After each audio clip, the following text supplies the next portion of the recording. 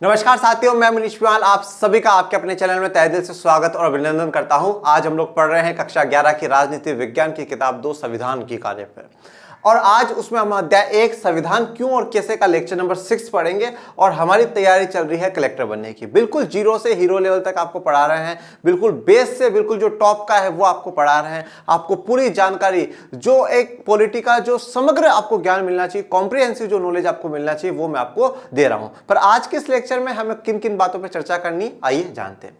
आज हम लोग पढ़ेंगे संविधान के मौलिक प्रावधान और संस्थाओं की संतुलित रूपरेखा। ये संस्थाएं क्या होती हैं, कौन कौन सी संस्थाओं की यहाँ पे बात करी गई है, वो भी अपन लोग चर्चा करेंगे। तो आइए शुरुआत करते हैं आज के लेक्चर की। सबसे पहले बात करते हैं संविधान के मौलिक प्रावधान। या जब हम बात करते हैं, जब कहीं पर ये मौलिक शब्द लग जाता है, जैसे कि मैंने आपको पढ़ाया था मौलिक अधिकार, ठीक है, फंडामेंटल राइट्स, या हम कह सकते हैं बेसिक राइट्स जो है वो है मौलिक, मतलब जो कि बहुत ही आवश्यक है।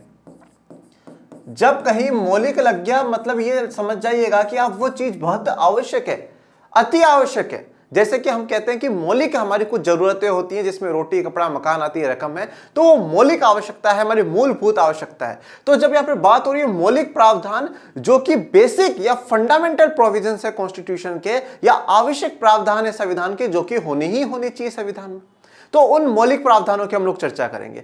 आज के इस मौलिक प्रावधान में जो मुख्यतः में चर्चा करनी है वो ये करनी है कि हम भारत में या किसी भी देश में अलग अलग वर्गों के लोग रहते हैं, चाहे वो जाति के आधार पर देख लीजिए, चाहे वो धर्म के आधार पर देख लीजिए, भाषाओं के आधार पर देख लीजिए, रंग के आधार पर देख लीजिए, अलग अलग वर्गों के लोग रहते हैं। तो ये सभी वर्गों के लोग संविधान पर विश्वास करें, संविधान को आदर मान सम्मान दें। तो ऐसे क्या कारण हैं कि जिनके कारण कि वो संविधान को आदर मान सम्मान दें? तो वो कारण क्या है और क्यों वो संविधान फिर सफल कहलाते हैं या असफल कहलाते हैं, वो आज हमें जानना है। तो आइए शुरुआत करते हैं। एक सफल संविधान की विशेषता है कि वह प्रत्येक व्यक्ति को संविधान के प्रावधानों का आदर करने का कोई कारण अवश्य देता है। ये बात आप बहुत अच्छे से समझिएगा। देखिए, जब हम लोग एनसीईआरटी को पढ़ते हैं, एनसीईआरटी सिर्फ और सिर्फ एक किताब नहीं है बच्चों, एनसीईआरटी ग्रंथ है। और अगर उस ग्रंथ को आप समझ जाएंगे ना, तो जीवन आपका धन्य हो जाएगा। जैसे जब हम लोग धार्मिक ग्रंथ पढ़ते हैं, शास्त्र पढ़ते हैं, वेद पुराण ये पढ़ते हैं, या जो भी हम किसी भी धर्म से और किसी भी धर्म की जब जो धार्मिक किताबें होती हैं, चाहे बाइबल हो, कुरान हो, गीता हो, कोई सी भी गुरु ग्रंथ साहिब हो, हम जब कोई सी भी किताब पढ़ते हैं तो उन किताबों में जो चीज़ लिखी हुई होती है वो सिर्फ उसको पढ़ना ही इंपॉर्टेंट नहीं है, बल्कि उनको समझना, उनका सार समझना, उसके पीछे की आइडियोलॉजी, उसके पीछे की बात समझना बहुत जरूरी है। वही बात यहां पर एनसीईआरटी किताब के साथ होती है। अगर सिर्फ इसकी आपको लाइनों को रटना ही होता है, इसकी लाइनों को आपको समझना ही होता, तो शायद आप मेरा वीडियो नहीं देख रहे होते। पर आप में इच्छा है, आप में जिज्ञासा है कि नहीं एक्चुअल में मैं जानूं तो सही, ये किताब में ये जो लाइन लिखी हुई इसका अर्थ क्या है, इसका मतलब क्या है। और अगर आप इन अर्थ को, इन मतलबों को बिल्कुल स्टेप बाय स्टेप बहुत अच्छे तरीके से समझ जाएंगे ना, तो आपको फिर कोई भी समस्या नहीं होगी। आप पूरे भारत की पॉलिटी को बहुत अच्छे से समझ जाएंगे। अब यहां पे क्या बात लिखी है वो देखिएगा कि एक जो सफल संविधान होते हैं, अब पहली बात तो जो संविधान ये काम करेगा उसी को हम सफल संविधान कहेंगे। तो जो सफल संविधान होते हैं उनकी एक विशेषता होती है, एक कैरेक्टरिस्टिक होती है, एक फीचर होता है। वो क्या है कि संविधान के प्रावधानों का आदर करने का कोई ना कोई कारण अवश्य देते हैं। मतलब कि भाई हम अलग अलग वर्ग के लोग हैं, हम इस संविधान की क्यों इज्जत करें, हम क्यों रेस्पेक्ट करें, तो उसके लिए हमें कुछ ना कुछ कारण दिए गए हैं, कुछ ना कुछ ऐसी बातें उसमें हैं जिसके कारण कि हम हमारे संविधान की और उनके प्रावधानों की इज्जत करते हैं, उनका आदर करते हैं। आइए इसको एक उदाहरण से समझते हैं। जैसे कि फॉर एग्जांपल अपन बात करें, भारत की चर्चा करते हैं। भारत में 2 समुदाय देखते हैं, एक है बहुसंख्यक समुदाय और दूसरा समुदाय होता है एक अल्पसंख्यक समुदाय। सबसे पहले तो ये बहुसंख्यक और अल्पसंख्यक को समझिए आप।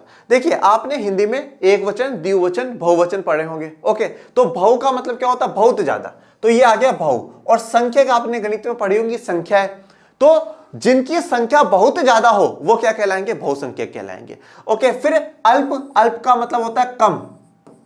जैसे हम नहीं कहते अल्प आयु हो सकती है, भाई कोई बहुत ही जल्दी उम्र में मर जाता है तो हम कहते हैं इसकी अल्प आयु थी, बहुत कम उम्र में मर गया। तो कम, जिनकी संख्या कम हो उससे हम क्या कहेंगे, अल्पसंख्यक कहेंगे। पर यहां पर यह बात ध्यान देने योग्य होगी कि हमेशा जब हम बहुसंख्यक या अल्पसंख्यक की बात करते हैं तो तुलना होना जरूरी, कंपैरिजन होना जरूरी है, कंपैरिजन होना बहुत जरूरी है। जैसे मैं कहूं इंडिया में हिंदू बहुसंख्यक है, हिंदू करीबन 80% की जो जनसंख्या है वो हिंदू धर्म की है भारत में। अगर मैं कहूं कि हिंदू बहुसंख्यक है, पर मैं किसकी तुलना कर रहा हूं यहाँ पर, अभी मुस्लिम से तुलना कर रहा हूं, मैं जैन, पारसी, बुद्धिस्ट, क्रिश्चियंस, इनसे मैं तुलना करता हूं, तब मैं देखता हूं कि हिंदू क्या है, बहुसंख्यक है। पर जब मैंने ये बोला कि भैया बुद्धिस्ट और मुस्लिम्स में से बताओ कि कौन बहुसंख्यक है, तो आप कहोगे सर मुस्लिम्स बहुसंख्यक है और बुद्धिस्ट अल्पसंख्यक है। तो तुलना होना, कंपैरिजन होना बहुत जरूरी है। जब भी हम बहुसंख्यक या अल्पसंख्यकों की चर्चा करते हैं तो तुलना होना बहुत जरूरी है। बिना कंपैरिजन के आप नहीं बता सकते कि कौन अल्पसंख्यक है, कौन बहुसंख्यक है। मैं बोल दूं क्लास में 100 बच्चे हैं, आप पूछो बहुसंख्यक अल्पसंख्यक, तो आप बोलोगे सर किससे करना है, किससे कंपैरिजन करूं, हम 11th में 12th वालों से कंपैरिजन करना है, या इस क्लास में लड़कों लड़के का कंपैरिजन करना है, लड़के बहुसंख्यक है या लड़कियां बहुसंख्यक है। तो कंपैरिजन, तुलना बहुत जरूरी होती है। अगर आप तुलना नहीं करोगे, कंपैरिजन नहीं करोगे, तो आपको पता नहीं चलेगा कौन बहुसंख्यक है या अल्पसंख्यक है। अब जैसे भारत के परिप्रेक्ष्य में हम देखें तो हिंदू बहुसंख्यक है, तो अब भारत के संविधान ने सभी अल्पसंख्यकों को भी क्या दिए हैं, कुछ अधिकार दिए हैं। जैसे कि भारत में बात करूं, धार्मिक जो अल्पसंख्यक है उनकी मैं चर्चा कर रहा हूं, तो 25 से 28 के बीच में आप सभी को, जो अनुच्छेद 25 से 28 है, उसमें धर्म की स्वतंत्रता दी गई। आप अपने धर्म का प्रचार प्रसार कर सकते हैं, आप जो धर्म मानना चाहे वो मान सकते हैं। अनुच्छेद 29 और 30 विशेष करके अल्पसंख्यकों के लिए ही जोड़ा गया है, मौलिक अधिकार जो है। तो ये क्या, ये अल्पसंख्यकों के लिए जोड़ दिया गया कि नहीं भाई, आपको विश्वास रखना है संविधान पे कि आपको संविधान आपकी संस्कृति को, आपके विचारों को, आपके धर्म का प्रचार प्रसार करने की पूरी पूरी इजाजत देता है। तो अल्पसंख्यक समुदायों को क्या एक कारण मिल गया कि हम भारत के संविधान की क्यों इज्जत करें, क्योंकि उसमें हमारे लिए भी प्रावधान है। भारत का संविधान हमारी भी चिंता करता है।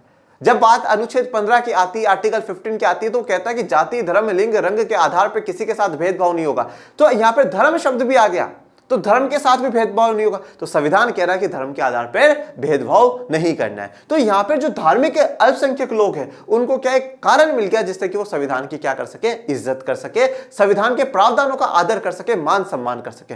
अब इसके विपरीत एक कंडीशन देखते हैं। मान लीजिए ये प्रावधान संविधान में नहीं होते, सबका सब कुछ जो बहुसंख्यक कम्युनिटी है उसके समर्थन में लिख दिया जाता संविधान में, तो क्या होता?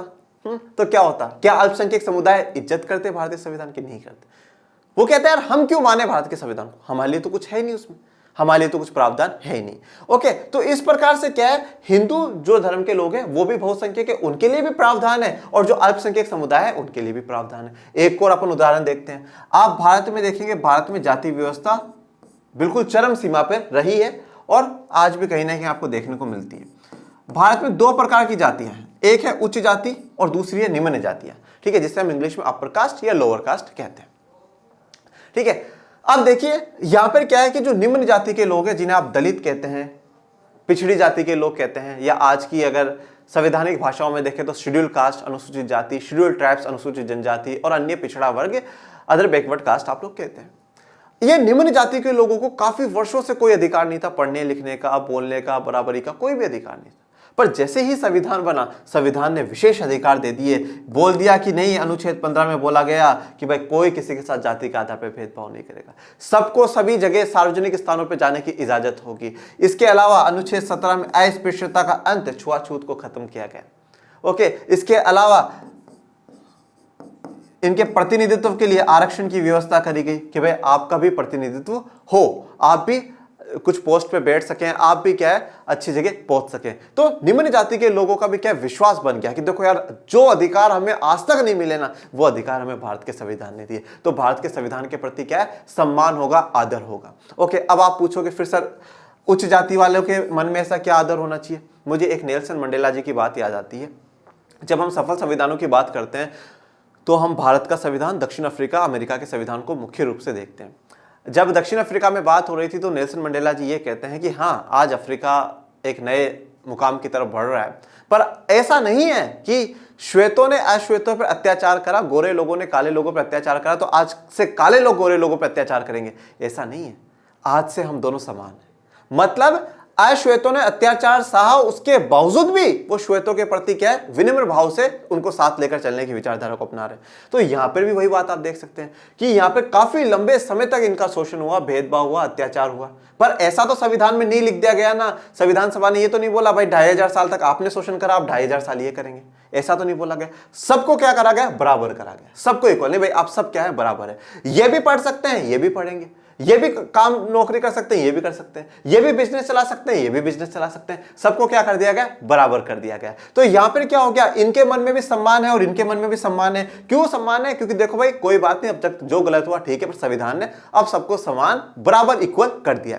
तो यहां पे इनके मन में भी संविधान के प्रावधानों के प्रति आदर रहेगा और इनके मन में भी आदर रहेगा। एक और चलिए उदाहरण देखते हैं। अगर हम बात करें पुरुष और महिलाओं की, पुरुष और महिला की, अब आप ये बात भी जानते हैं कि भारतीय समाज में महिलाओं की जो स्थिति रही है वो बहुत ज्यादा दयनीय रही है। हाँ, उनके साथ काफी शोषण अत्याचार हुआ, उनको भी शिक्षा का अधिकार से वंचित रखा गया। तो अब क्या है, अब ऐसा नहीं, अब तो भारत के संविधान में सर्वोच्च पदों पर महिलाएं पहुंच रही हैं। देश की राष्ट्रपति आज आदरणीय द्रौपदी मुर्मू जी एक महिला है। देश की प्रधानमंत्री महिला बनी इंदिरा गांधी जी। इससे पहले देश की राष्ट्रपति जो बने, इनसे पहले प्रतिभा देवी पाटिल जी। तो इस प्रकार से क्या है, महिलाएं देश के सर्वोच्च पदों पर पहुंच रही हैं। तो अब महिलाओं के मन में, महिलाओं के दिल में भी क्या होगा, संविधान के प्रावधानों के प्रति समर्पण का भाव होगा, आदर का भाव होगा। अब ऐसा तो नहीं कहा गया ना कि नहीं नहीं भैया आज से सारे जो पद है वो सारे के सारे महिलाओं के लिए हैं, पुरुषों के लिए नहीं, पुरुषों के लिए भी है।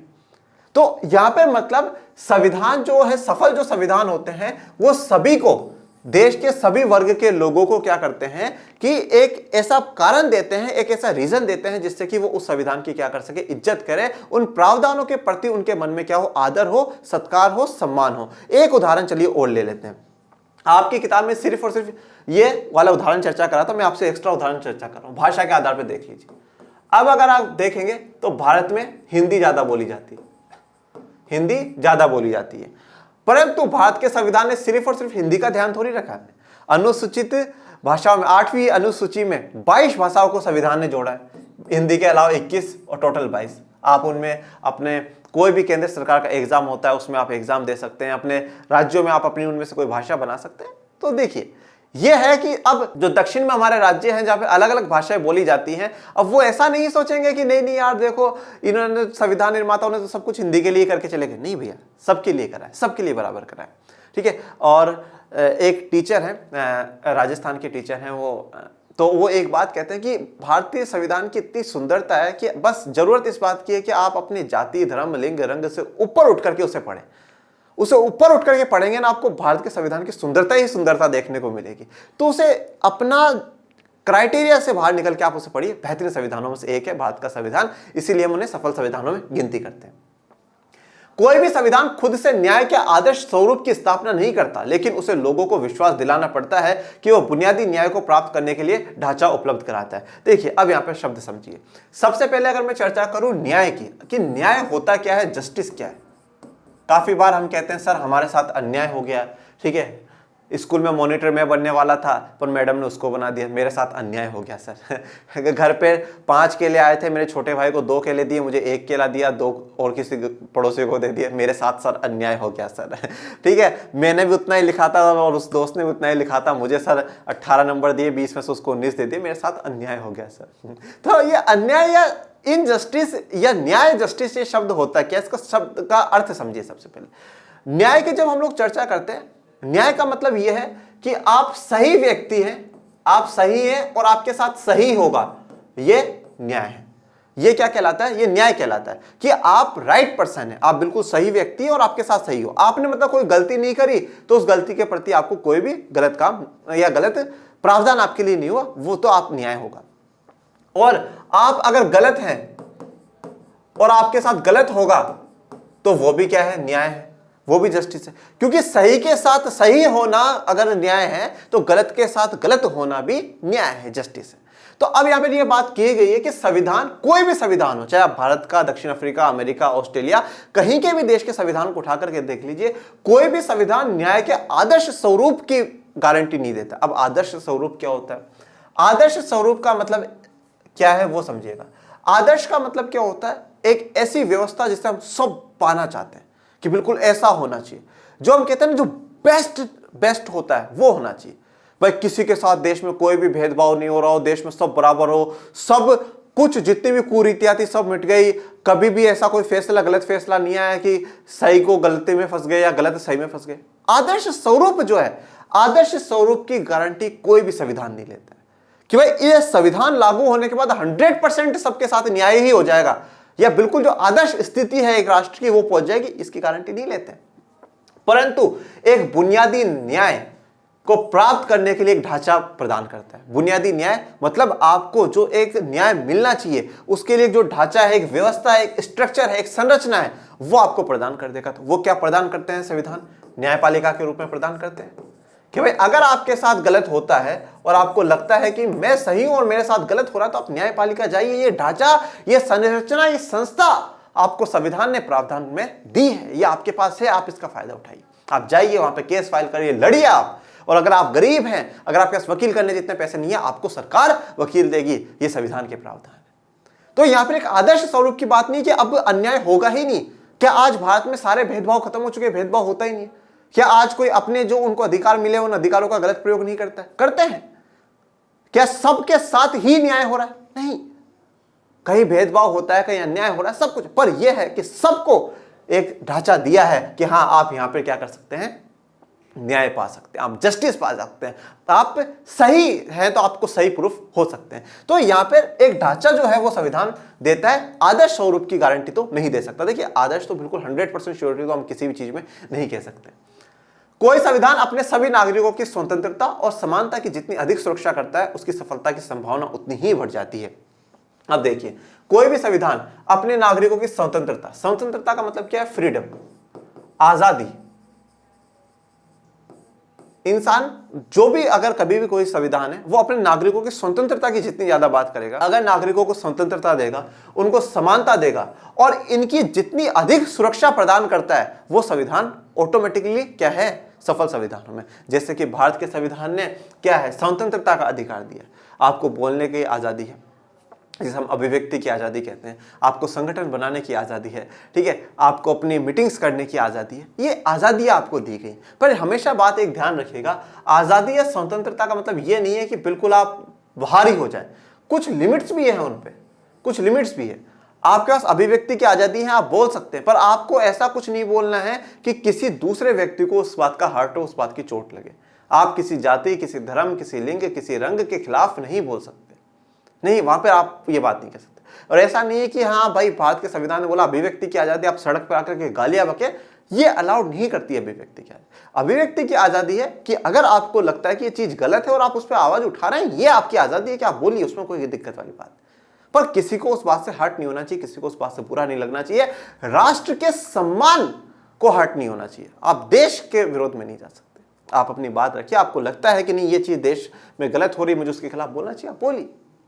हम इसीलिए तो देखिए, हम सरकार के खिलाफ भी हम आंदोलन करते हैं। बहुत सी बार आप देखते हो कि सरकार के जो प्रधानमंत्री, मुख्यमंत्री, मंत्री होते हैं, उनके खिलाफ नारेबाजी भी होती है। कभी कभार समर्थन में भी रैलियां निकलती है कि मोदी जी जिंदाबाद, योगी जी जिंदाबाद, गहलोत जी जिंदाबाद, ठीक है, अलग अलग मुख्यमंत्रियों, कभी कभार मुर्दाबाद के भी नारे लगते हैं।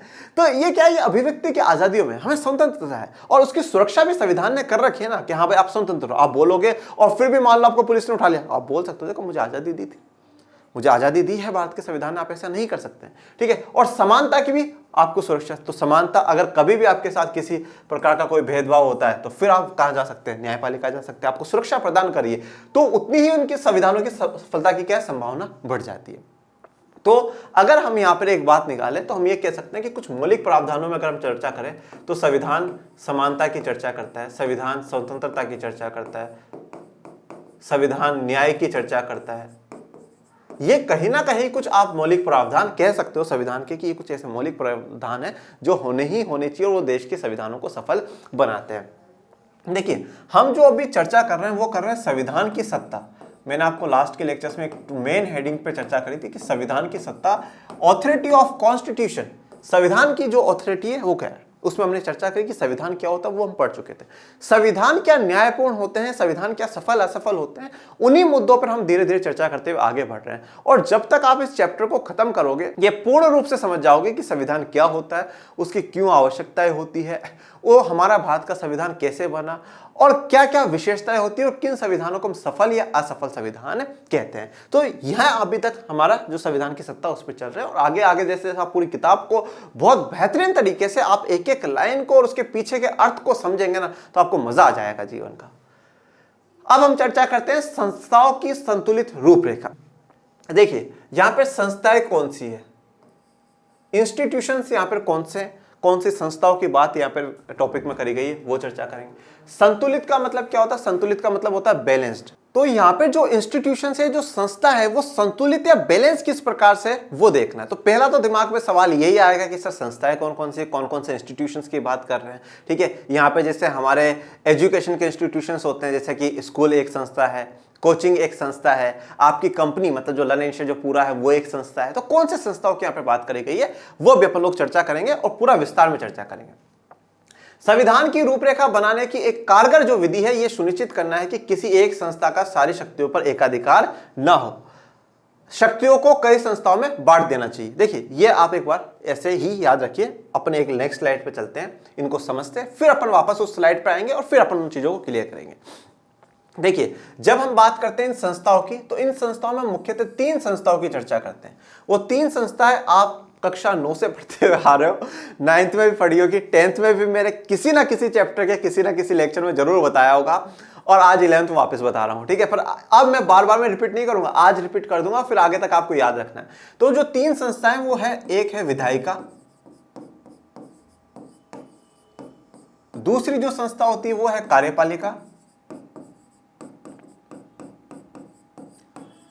और तीसरी जो संस्था होती है वो है न्यायपालिका।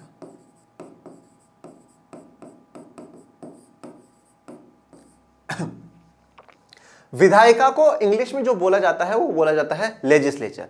अगर आप यहां ध्यान से देखेगा, विधायक का से एक शब्द निकल करके आता है जिसे हम लोग बोलते हैं विधेयक।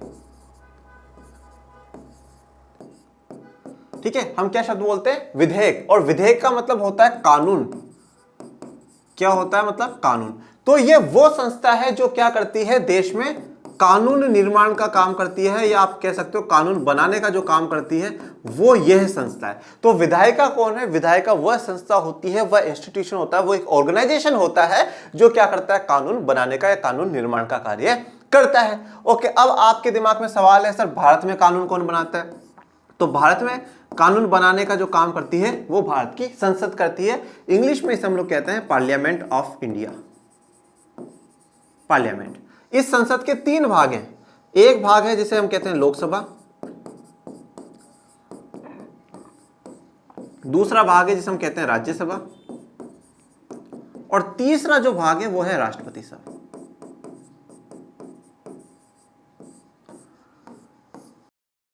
तो हमारे देश में जो कानून निर्माण का काम करती है वो भारत की संसद करती है, और सभी देशों में एक इस प्रकार का पार्लियामेंट या संसद होता है, उनके अलग अलग भाग होते हैं। हमारे देश में लोकसभा है, राज्यसभा और राष्ट्रपति है।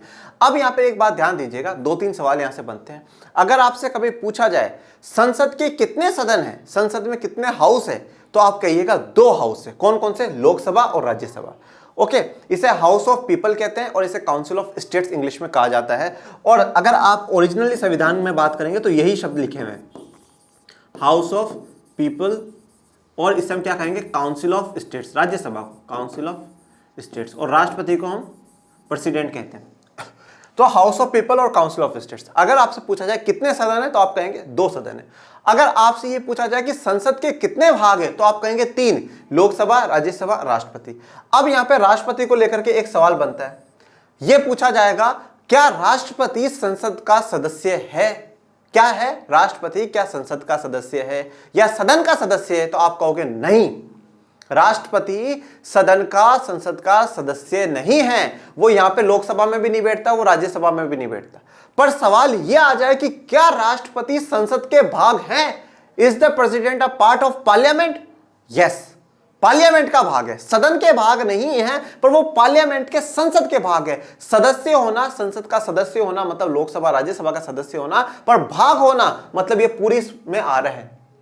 वो राष्ट्रपति जो है इसमें आ रहे हैं, तो वो राष्ट्रपति क्या है? संसद का भाग है, पर लोकसभा राज्यसभा का सदस्य नहीं हो सकता। वो लोकसभा के भी सदस्य नहीं, वो राज्यसभा के सदस्य नहीं, वो बिल्कुल एक अलग ही बॉडी है, एक अलग ही पद है। जैसे कि अभी हम चर्चा करते हैं श्री द्रौपदी मुर्मू जी है, तो वो लोकसभा में भी नहीं है, वो राज्यसभा में भी नहीं, वो तो राष्ट्रपति है, पर वो संसद का भाग है। इनके सिग्नेचर के बिना, इनके हस्ताक्षर के बिना कानून का निर्माण नहीं हो सकता। कानून कैसे बनता है वो एक जनरली ओवरव्यू में आपको बता देता हूं। कानून किस प्रकार से निर्माण होता है? पहले सरकार एक प्रारूप तैयार करती है, और सरकार में कौन होता है? प्रधानमंत्री और मंत्रिमंडल होता है। वो एक प्रारूप तैयार कर लेता है कि हाँ भाई हमें ये कानून बनाना है। फिर वो लोकसभा में लाएगा, लोकसभा में अगर बहुमत पास हो गया, देखिए अब भारत के संविधान में 4 प्रकार के बहुमतों की चर्चा करी गई है, जिसमें अलग अलग प्रकार से कहीं पे सिर्फ 50% प्लस 1 हाँ बोल दे, कहीं पे 2/3 को हाँ बोलनी पड़ती है, कहीं पे जो प्रेजेंट है उनमें से 50% हाँ बोल दे, अलग अलग प्रकार से। तो कानून के हिसाब से कि कौन सा कानून लाएंगे, तो लोकसभा ने पहले बहुमत से पास कर दिया, फिर वो राज्यसभा में जाएगा, राज्यसभा ने पास कर दिया तो वो राष्ट्रपति के पास जाएगा, और वो साइन करने के बाद क्या बन जाएगा, वो कानून बन जाएगा। जब तक वो यहाँ पर घूम रहा है उसे हम क्या कहते हैं, बिल कहते हैं। ओके, और फिर यहां से पास होने का तो उसको कानून कह दिया जाता है। तो विधायिका का काम है कानून बनाना। अब हम बात करें कार्यपालिका का, तो कार्यपालिका का काम है उसे कार्य में लाना। क्या करना, कार्य में लाना, या मैं एक आम भाषा में कह सकता हूं उसे लागू करना। क्या है, उसे लागू करना। अब आप पूछोगे सर कार्यपालिका में कौन है, तो देखिए कार्यपालिका में सरकार कार्यपालिका का भाग है। सरकार का मतलब प्रधानमंत्री, मंत्री, ये सारे कार्यपालिका का भाग है। राष्ट्रपति भी कार्यपालिका में है, ये बात ध्यान दीजिएगा, राष्ट्रपति भी कार्यपालिका में है। राष्ट्रपति विधायिका में भी है, कार्यपालिका में भी है। क्यों, क्योंकि इनके साइन के बिना तो देश में लागू ही नहीं हो सकता ना भाई, वो कानून बनेगा ही नहीं। तो यहां पर वो कार्यपालिका की भी भूमिका निभाते हैं। और अगर आप देखेंगे तो कार्यपालिका 2 प्रकार की होती हैं बच्चों। एक कार्यपालिका होती है जो कि राजनीतिक कार्यपालिका हम उसे कहते हैं, राजनीतिक, या हम इसे अस्थायी कार्यपालिका कहते हैं, जिसमें कौन आता है, सरकार, राष्ट्रपति, ये इसमें आ जाएंगे। राजनीतिक क्यों, क्योंकि राजनीति के द्वारा आए, चुनाव लड़ करके जीत करके यहां तक पहुंचे हैं। अस्थायी क्यों, क्योंकि 5 साल में बदल जाएगी सरकार, 5 साल में राष्ट्रपति साहब भी बदल जाएंगे, सरकार भी बदल जाएंगी। और फिर बात करते हैं हम गैर राजनीतिक, या हम इसे क्या कहेंगे, स्थायी कार्यपालिका। हम इसे प्रशासनिक कार्यपालिका भी कहते हैं। अब इसमें कौन आता है, जो बड़े बड़े अधिकारी होते हैं, जैसे कि आईएएस अधिकारी, उन लोगों के यहाँ पे चर्चा होती है। अब यहाँ पे अधिकारियों का क्या काम है, देखिए क्या होता है कि यहाँ पर आप देख रहे हैं ये जितने बड़े मंत्रिमंडल है, सरकार है, इन्होंने अपने एक एक सेक्रेटरीज, सचिव घोषित कर रखे हैं। ठीक है, सचिव घोषित कर रखे। जिसमें आपको एक छोटा सा उदाहरण देता हूँ। 1 रुपए का जो नोट है, 1 रुपए के नोट पे किसके हस्ताक्षर होंगे, वित्त सचिव के हस्ताक्षर होंगे। अब वित्त सचिव कौन है, जो फाइनेंस है, जो वित्त फाइनेंस मिनिस्टर है, जैसे हमारे निर्मला सीतारमण जी, उनका मोस्ट टॉप एडवाइजर जो है वो वित्त सचिव है आपका, उसको पोस्ट डायरेक्ट वित्त सचिव, उसका सिग्नेचर से जारी होंगे तो वो भी तो एक लागू ही करवा रहा है। तो इस प्रकार से और भी अधिकारी होते हैं जिनके सिग्नेचर से, हस्ताक्षर से लागू होते हैं। और ये आपने कक्षा 9 में जो वर्किंग ऑफ द इंस्टीट्यूशन है, जो संस्थाओं के कार्य हैं, उसमें बहुत अच्छे से पढ़ा होगा। ठीक है, ध्यान दीजिए इनको। तो गैर राजनीतिक और स्थायी प्रशासनिक जो है वो, अब इनको स्थायी क्यों कहा गया, पहली बात तो गैर राजनीतिक क्यों कहा गया, ये चुनाव लड़के के नहीं आए भैया, ये एग्जाम देकर के पास होकर के बेहतरीन नॉलेज पा करके आए, फिर सरकार ने इनको अपॉइंट करा कि हाँ भाई तेरे में बहुत टैलेंट है, आजा वित्त सचिव बन जा। ओके, और स्थायी क्यों है भाई, सरकार किसी की भी रहे, सरकार बदल जाएंगी, पर ये 60 साल की उम्र हो जाती है जब तक नौकरी पर रहेंगे। हाँ, ये हो सकता है कि उनको अलग पोस्ट पे भेज दे सरकार और कर दे, वो एक अलग मुद्दा है। तो विधायिका का काम था कानून बनाना, इनका काम था लागू करना। अब फिर बात आते हैं न्यायपालिका। सबसे पहले तो समझते हैं न्यायपालिका का मतलब क्या होता है। हाँ, इसको हम लेजिस्लेचर कहते हैं, इंग्लिश में इसको एग्जीक्यूटिव कहते हैं और इसको जुडिशरी कहते हैं। पहली बात तो काफी बच्चों को यही नहीं पता कि न्यायपालिका होती क्या है, न्यायपालिका का मतलब क्या है। देखिए, अगर आप भारत में देखेंगे तो आपको 3 स्तर के कोर्ट देखने को मिलेंगे। एक जो सबसे जो निचले स्तर पे होता है, जिसे हम जिला न्यायालय, डिस्ट्रिक्ट कोर्ट हम उसे कहते हैं। उसके बाद वो सभी जिलों में आपको देखने को मिलेगा, आप देख लीजिएगा अपने अपने जिलों में भी। और जैसे पहली बात तो जिला बता देता हूँ, जिला क्या होता है। देखिए, एक गांव और शहर, 2 चीजें होती है, गांव और शहर। ये विकास और जनसंख्या के आधार पर देखा जाता है कि कौन सा गांव है, कौन सा शहर है। ठीक है, तो गांव और शहर, कुछ गांवों कुछ शहरों को मिलाकर के एक जिला बनाया जाता है, फिर उन जिलों को मिला करके एक राज्य बनता है, और राज्यों को मिला करके पूरा एक राष्ट्र बनता है, पूरा एक देश बनता है। ये बात है। तो जिला एक सबसे छोटी इकाई है, उससे छोटी वैसे गांव है, और वैसे गांव में भी अगर आप और भी छोटे में जाएंगे तो परिवार है, और परिवार से नीचे जाएंगे तो वो व्यक्ति कहते हैं। ओके, तो यहाँ पे जिला जो है उन जिलों पर होता है, एक एक कोर्ट होता है, तो वो सब जिलों में आपको मिलेगा। उसके बाद एक फिर है उच्च न्यायालय, या जिसे हम कहते हैं हाई कोर्ट। हाई कोर्ट आपको सभी राज्यों में देखने को मिलेगा, जो पूरे राज्य के लिए। अब यहाँ पे 2 राज्यों के लिए एक हाई कोर्ट भी हो सकता है, जैसे कि पंजाब और हरियाणा के लिए एक हाई कोर्ट है। डन यहाँ पे बात। तो यहाँ पे सबसे पहले जिला न्यायालय सभी जिलों के लिए, फिर एक हाई कोर्ट सभी राज्यों के लिए, और अब एक पूरे देश के लिए, जिसे हम क्या कहते हैं, सर्वोच्च न्यायालय या सुप्रीम कोर्ट उसे कहा जाता है। तो सर्वोच्च न्यायालय, सुप्रीम कोर्ट पूरे देश के लिए एक है, पूरे भारत के लिए एक है। तो ये इन तीनों कोर्टों को, इन सबको मिला करके हम लोग क्या कहते हैं, न्यायपालिका कहते हैं, जुडिशरी कहा जाता है। और इस न्यायपालिका का काम क्या है, न्याय करना। अब न्याय कैसे करना, अब वो देखो, न्यायपालिका का मुख्यतः काम 2-3 प्रकार से आप देख सकते हैं। पहला काम तो यह है कि जो कानून सरकार ने बनाया है उसे संविधान के आधार पर चेक करना। कानून जो यहां पर विधायिका ने बनाया है उसको चेक करना कि क्या क्या संविधान के अनुसार है या नहीं है। भाई संविधान में कोई ऐसा प्रावधान लिखा और तुम उसके खिलाफ जाकर के कानून बना दो, ये नहीं चलेगा भैया। संविधान के दायरे के अंदर अंदर होना चाहिए, संविधान से बाहर नहीं जाना चाहिए, ये चेक करेंगे। दूसरा काम न्यायपालिका में मुख्यतः जब हम चर्चा करते हैं हाई कोर्ट की और सुप्रीम कोर्ट की, उच्च न्यायालय की और जो है सर्वोच्च न्यायालय की, उसकी चर्चा जब हम लोग करेंगे तो उनका काम यह भी है संविधान की व्याख्या करना। संविधान की व्याख्या करना, संविधान की व्याख्या करना का मतलब क्या है? संविधान को एक्सप्लेन करना, इंटरप्रिटेशन ऑफ द कॉन्स्टिट्यूशन। मतलब क्या है कि अब मान लीजिए कि कोई नेता है या किन्होंने जो सरकार ने जो भी कानून बनाया वो कुछ अलग ही समझ रहे हैं कि संविधान में ये बात लिखी हुई अलग, पर फिर हाई कोर्ट सुप्रीम कोर्ट समझाएंगे देखो ये संविधान ये बात कहना चाहता है, संविधान ये समझाना चाहता है। ठीक है, अब यहाँ पे न्यायपालिका लिखा था, मैंने आपको समझाया ना, जैसे मैं आपको समझा रहा हूं कि न्यायपालिका में ये लिखा हुआ है बच्चा, बस वैसे ही इनका काम होता है कि संविधान में क्या लिखा हो इंटरप्रेट करना, व्याख्या करना। तो इनका काम है न्याय करना, जिसमें पहला तो ये देखना कि जो कानून बना वो क्या संविधान के आधार पर बना है या नहीं बना, और दूसरा संविधान की व्याख्या करना कि देखो संविधान ये कहना चाहता है। और जैसे कोई भी कानून यहाँ पे बना, अब लोग विरोध करने लगे, बोले गलत कानून है, ये है वो है ऐसा वैसा, तो फिर वो क्या जाएंगे? सुप्रीम कोर्ट जाएंगे। अब सुप्रीम कोर्ट जाएंगे तो आवाज उठाएंगे कि भाई ये तो गलत है, फिर सुप्रीम कोर्ट उसको चेक करेगा। ओके, तो यहां पर ये 3 संस्थाएं, विधायिका, कार्यपालिका, न्यायपालिका। ओके, अब एक बार आपने बहुत सी बात सुना होगा कि मीडिया जो है वो लोकतंत्र का चौथा स्तंभ है। तो चौथा से पहले 3 कौन से हैं? तो 3 यही है, विधायिका, कार्यपालिका, न्यायपालिका, और चौथा चलो मीडिया को बना दिया तो 4। ये 4 जो अगर स्तंभ है, अगर पिलर्स है, तो ये ध्यान दीजिएगा इनकी जो छत है वो देश का संविधान होता है। मतलब ये चारों के चारों किसके अधीन है, किसके अंडर में रहेंगे? संविधान के अंडर में रहेंगे। संविधान के अधीन जनता भी है, संविधान के अधीन सरकार भी है, संविधान के अधीन ये चारों के चारों ही पिलर्स है। ये सब संविधान को ही एक क्या आधार मान करके देखेंगे कि हाँ भाई सही है या गलत है। जैसे कि मैं आपको एक बात बताता हूँ, आपने 10th बोर्ड दिया होगा। अब जैसे मान लीजिए फॉर एग्जाम्पल मैं बोर्ड की कॉपी चेक करने जा रहा हूँ, तो मेरे पास एक बोर्ड की तरफ से आंसर शीट आएगी कि हाँ सर ये आंसर्स हैं। अब क्या इसका मुझे पता नहीं था कि क्या आंसर, पर उन्होंने दिया है कि देखो सर किसी बच्चे ने ऐसा लिखा हो तो इतने नंबर देना, इतना ऐसा लिखा हो तो इतने नंबर देना। मेरे लिए बच्चे की कॉपी चेक करने के लिए क्या आधार बन गया? वो जो बोर्ड से आंसर कॉपी आई है वो चेक आधार बन गया। उसी प्रकार से देश में कोई क्या सही है क्या गलत है उसको चेक करने के लिए जो आधार है वो देश का संविधान बन जाता है। यहां तक आपको क्लियर? तो ये 3 मुख्यतः संस्थाएं, विधायिका, कार्यपालिका, न्यायपालिका। देखिए अब संस्थाएं भी 2 स्तर पर आप देखेंगे, एक होती है केंद्र स्तर पे पूरे देश के लिए, और एक होती है राज्य स्तर पे। तो ये तो आप देख रहे हैं कि केंद्र स्तर पे है। केंद्र स्तर पे अगर मैं विधायिका की बात करूं तो कौन आ जाएगी? संसद आ जाएगी। अगर मैं कार्यपालिका की बात करूं तो जो केंद्र सरकार है वो और राष्ट्रपति साहब आ जाएंगे। और अगर मैं न्यायपालिका की बात करूं तो कौन आ जाएगा? सुप्रीम कोर्ट आ जाएगा, सर्वोच्च जो न्यायालय है वो आ जाएगा। तो ये तो क्या हो गया? केंद्र के स्तर पे हो गया। इसके बाद अगर मैं राज्य के स्तर पे बात करूं तो विधायिका में कौन आ जाएगा? विधानमंडल आ जाएगा। विधानमंडल में विधानसभाएं आएंगी, राज्यपाल आएंगे, वो आ जाएंगे यहाँ पे। ठीक है, और विधानसभाओं पे, विधानमंडल पे हम अलग से चर्चा करेंगे जिसमें विधान परिषद का अलग ही मुद्दा रहता है, वो आ जाएंगे। फिर यहाँ पे कौन आ जाएगा? तो जो राज्य की सरकार है, मुख्यमंत्री और उनके मंत्रिमंडल, वो आ जाएंगे। और राष्ट्रपति का सारा काम जो देश के लिए राष्ट्रपति करते हैं, राज्य के लिए राज्यपाल साहब करते हैं। और न्यायपालिका में कौन आ जाएगा? जो हाई कोर्ट है वहां का, वो न्यायपालिका में आ जाएगा। तो इस प्रकार से क्या है कि 3 संस्थाएं बना रखी है। अब देखिए विधायिका ने कानून बना दिया, उसको चेक किसने करा? राष्ट्रपति ने चेक करा, संविधान के अनुसार है या नहीं है, हाँ हाँ ठीक ठीक ठीक, साइन कर। मतलब पहले विधायिका के काम को किसने चेक करा? कार्यपालिका ने चेक करा।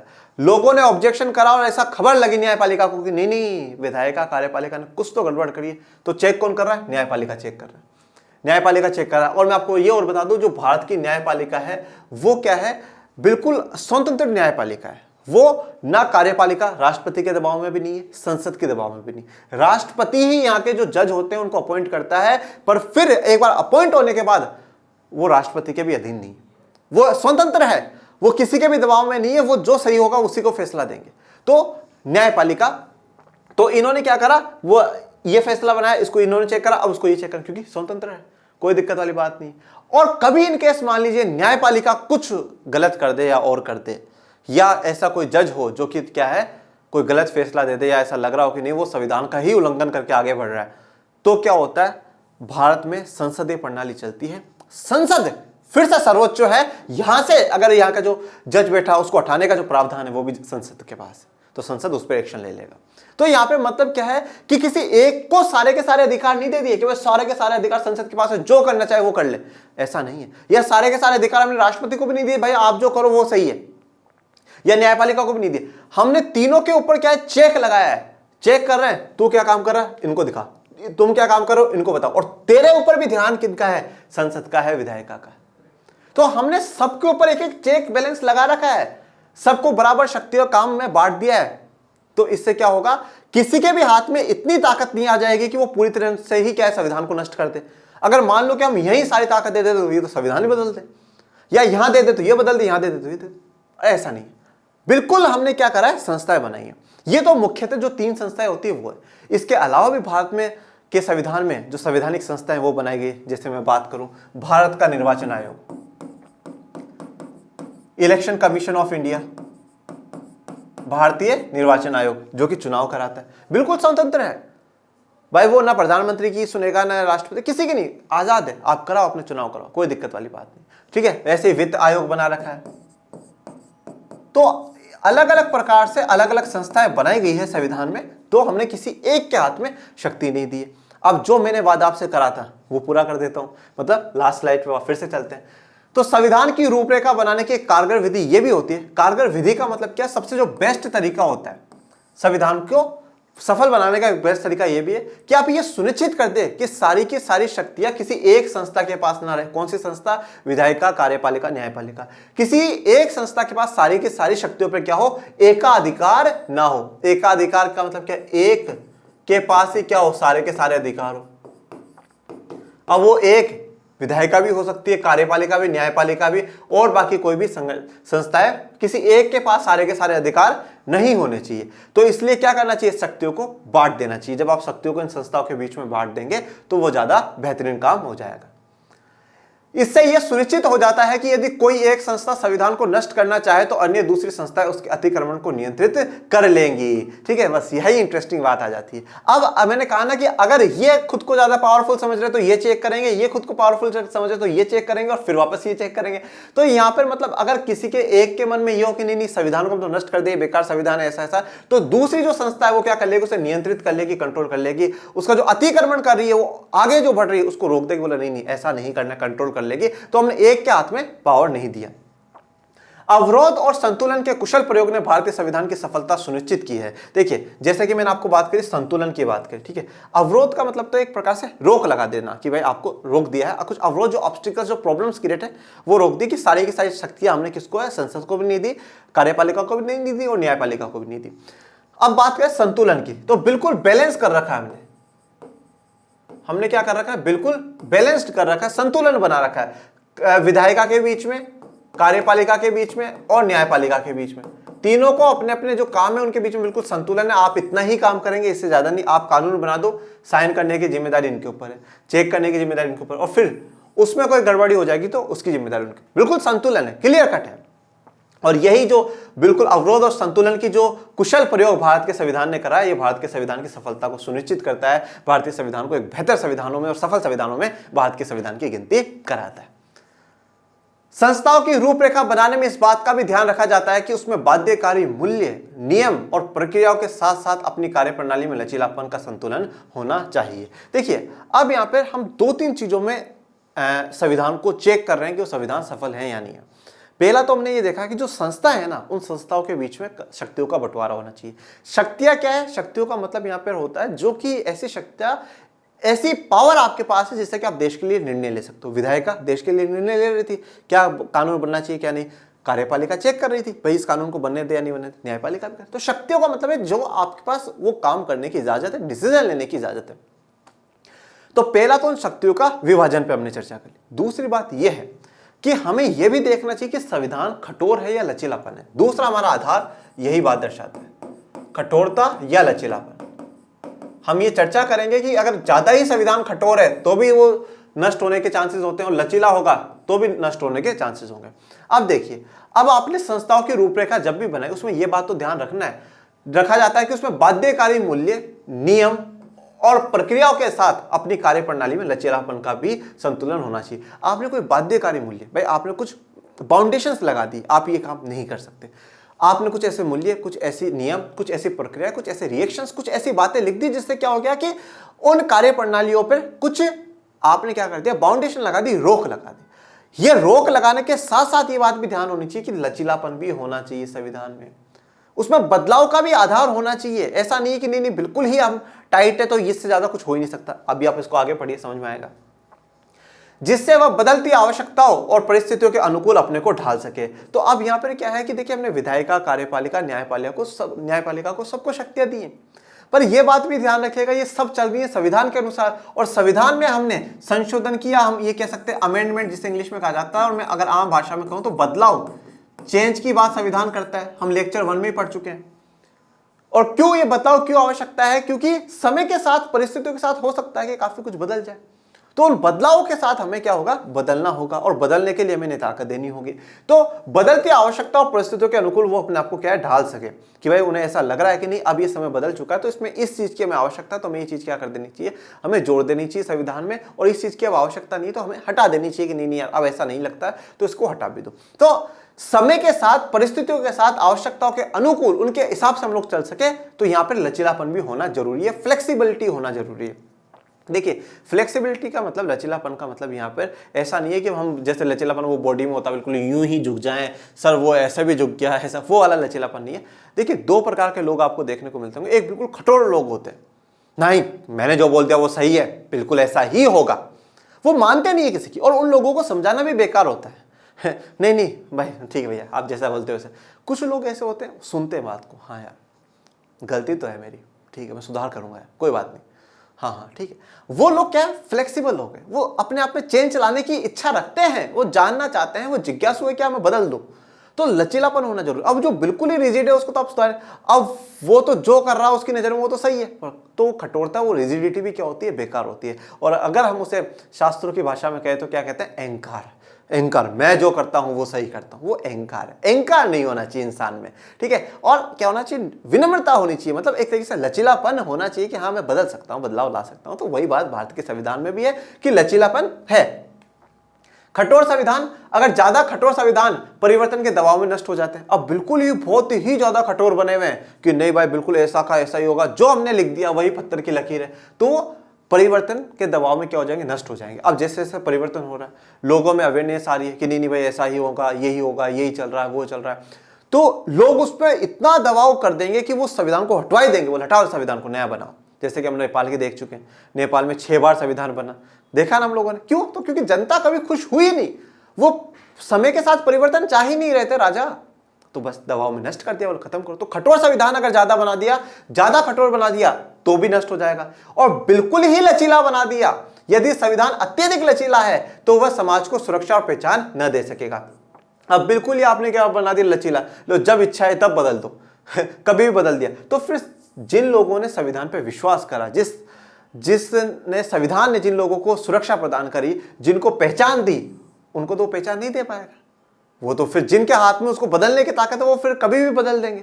तो ना तो कठोर होना चाहिए ना लचीला होना चाहिए, कैसा होना चाहिए, बीच का होना चाहिए। कठोर के भी गुण हो, लचीले के भी गुण हो, यही विशेषता है भारतीय संविधान में। हमने देखा था लेक्चर 1 में कि भारतीय संविधान कठोरता और लचीलापन दोनों का क्या है, मिश्रण है, दोनों का क्या है, मिक्सचर है भारतीय संविधान।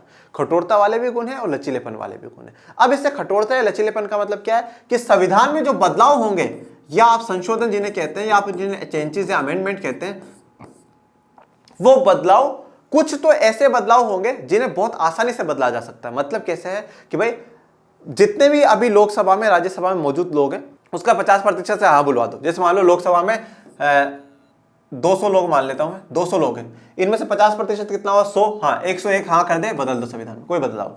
पर कुछ कुछ ऐसे भी प्रावधान है कि टोटल संविधान की, सॉरी टोटल लोकसभा में कितने लोग हैं, बोले 545, उसका 2/3 करवाओ अब बदल के दिखाओ अब बदल के दिखाओ 2/3 करवा कर। तो ये क्या कठोरता को दर्शा रहा है, ये लचीलेपन को बदला दो, कोई बात नहीं, कोई नहीं। तो कुछ जो ऐसे चीजें हैं जिनको बदल दे कोई बात नहीं, पर जो कुछ मूल, जो मौलिक प्रावधान है कि नहीं भाई आप इनको इतनी आसानी से नहीं बदल सकते, तो उसमें फिर इस वाली कैटेगरी में आ जाओगे। जो मौलिक है, देखिए अब कुछ चीजें ऐसी हैं कि जो समय के साथ भी नहीं बदलेगी। जैसे हम बात करते हैं समानता की, तो यह समानता तो पहले भी होनी चाहिए थी, आज भी होनी चाहिए और आने वाले भविष्य में भी होनी चाहिए। तो ये एक मौलिक प्रावधान हो गया। हमें सबको, लोगों को अपनी बात रखने की आजादी मौलिक है। तो कुछ चीजें ऐसी होती है जहां पर हम परिवर्तन करना कठोर हो जाता है, तो वो कठोरता और लचीलापन दोनों का मिश्रण भारत के संविधान में देखने को मिलता है। सफल संविधान प्रमुख मूल्यों की रक्षा करने और नई परिस्थितियों के अनुसार स्वयं को ढालने में एक संतुलन रखते हैं। देखिए, तो प्रमुख मूल्यों की रक्षा करने, अब प्रमुख मूल्यों की रक्षा करने, जैसे मैंने आपको कहा समानता, स्वतंत्रता, ठीक है, इनकी जो प्रमुख मूल्य, जो इंपॉर्टेंट वैल्यूज है, उन वैल्यूज की क्या करना है, रक्षा करना। और उसकी रक्षा करने के लिए मतलब क्या है कि उन चीजों में बदलाव नहीं होना चाहिए। उस चीज के लिए क्या कर दिया गया, संविधान को कठोर बनाया गया, उसको कठोर बनाया गया। और नई परिस्थितियों के अनुसार समय के साथ बदलने के लिए उस संविधान को क्या बनाया गया, लचीला बनाया गया। तो इन दोनों के बीच में संतुलन बिठा ले, वही संविधान क्या है, सफल संविधान है। वही संविधान क्या है, सफल संविधान है। जैसे कि भारत का, क्योंकि भारत के में कठोरता वाले भी गुण है और लचीला वाले भी गुण है। संतुलित संविधान अपने प्रावधानों में परिवर्तन की संभावना और एक हद तक ठोस रूप में संतुलन बैठाकर संविधान सुनिश्चित करता है कि वह दीर्घायु होगा और जनता का आदर प्राप्त करेगा। अब संतुलित संविधान में क्या बोला गया है कि भाई एक ऐसा संविधान जो परिवर्तन की संभावनाएं भी रखेगा, कि भाई हाँ, समय के साथ आप परिवर्तन कर सकते हो, संशोधन कर सकते हो, कोई दिक्कत वाली बात नहीं है, और एक हद तक ठोस भी रहेगा। जैसे कि मैंने लास्ट में चर्चा करी कि प्रमुख जो मूल्य उनको बचाने के लिए कठोर रहेगा और परिस्थितियों के अनुसार बदलने के लिए लचीला रहेगा। तो इन दोनों के बीच में जो संतुलन बिठा लेता है, वह संविधान यह सुनिश्चित कर देता है, ये फिक्स कर देता है कि उसकी आयु कैसी होगी, दीर्घायु होगी, मतलब लंबे समय तक वो संविधान चलेगा।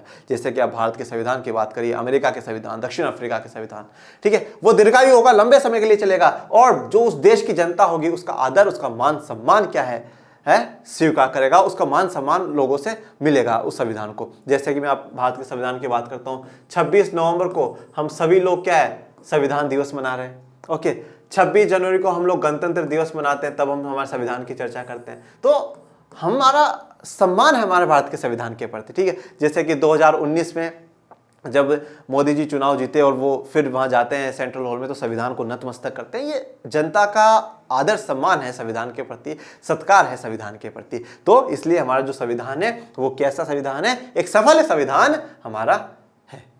इस व्यवस्था से यह भी सुनिश्चित हो जाता है कि कोई भी वर्ग या समूह अपने बलबूते संविधान को नष्ट नहीं कर सकेगा। अब यहाँ पर यह बात भी क्लियर हो गई है कि कोई भी वर्ग या कोई भी एक समूह अपने बलबूते पे संविधान को नष्ट नहीं कर सकता। क्यों? देखिए, हमने वर्गों की तो चर्चा करी नहीं, हमने तो सिर्फ और सिर्फ संस्थाओं में बांटा। अब विधायिका में सभी वर्ग के लोग होंगे, कार्यपालिका में भाई सरकार में भी सभी वर्ग के लोग हैं, राष्ट्रपति भी कोई भी बन सकता है, न्यायपालिका में भी सभी वर्ग के लोग होंगे। तो यहाँ पर आप किसी एक के हाथ में नहीं कि संविधान को बदल दो।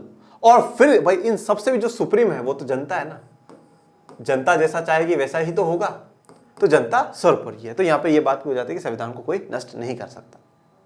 ओके, तो आज के लिए हमारा इतना ही।